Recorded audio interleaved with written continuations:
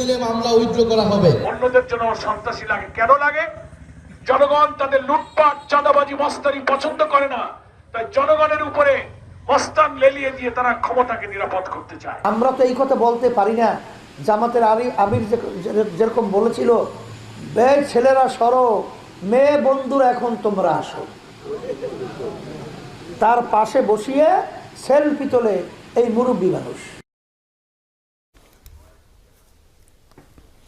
শেরপুরে বিএনপি এবং জামায়াতের নেতাকর্মীদের সংঘর্ষের ঘটনার পর সতর্ক ঢাকার বিএনপির প্রার্থীরা। সর্বোচ্চ সতর্কতায় রাজধানী পাড়া মহল্লায় ভোটের প্রচার চালাচ্ছেন তারা। ভোটের পরিবেশ সুস্থ রাখতে সহযোগিতা চেয়েছেন প্রতিদ্বন্দ্বী প্রার্থীদের। রাজধানীর গোড়ানে গণসংযোগ করেন ঢাকা ৯ আসনের বিএনপি প্রার্থী হাবিবুর রশিদ হাবিব। এ সময় শেরপুরে সংঘর্ষের ঘটনায় উদ্বেগ প্রকাশ করেন তিনি। ঢাকা ৪ আসনের প্রচারণার সময় বিএনপি প্রার্থী কথা বলেন জামায়াতের নারী নেত্রীর উপর হামলার অভিযোগের বিষয়ে। ঢাকা ১৬ আসনে আমিনুল হক, ঢাকা ১৮ আসনের এস.এম. জাহাঙ্গীর ও ঢাকা ১১ আসনে এম.এ. কাইয়ুম প্রতিশ্রুতি দেন ভয়হীন দিলে মামলা উইথড্র করা হবে। অন্যদের জন্য সন্ত্রাসী লাগে কেন লাগে? জনগণ তাদের লুটপাট চাঁদাবাজি মস্তানি পছন্দ করে না, তাই জনগণের উপরে মস্তান লেলিয়ে দিয়ে তারা ক্ষমতাকে নিরাপদ করতে চায়। আমরা তো এই কথা বলতে পারি না।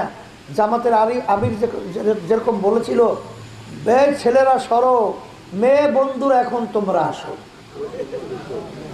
তার পাশে বসিয়ে সেলফি তোলে এই মুরব্বী মানুষ। শেরপুরে বিএনপি এবং জামায়াতের নেতাকর্মীদের সংঘর্ষের ঘটনার পর সতর্ক ঢাকার বিএনপির প্রার্থীরা। সর্বোচ্চ সতর্কতায় রাজধানী পাড়া মহল্লায় ভোটের প্রচার চালাচ্ছেন তারা।